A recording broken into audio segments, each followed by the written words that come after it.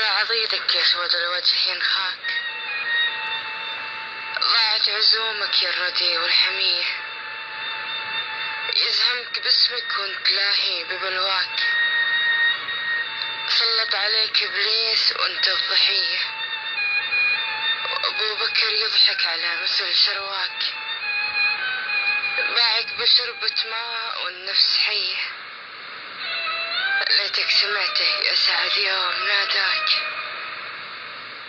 وليتك ذكرتنه في بيتك وصية، ليتك سمعته يا سعد يوم ناداك، وليتك ذكرتنه في بيتك وصية، وليتك رحمتلي على العز رباك، جرحت قلبه يوم عيد الضحية. شعر أم فهد الخالي.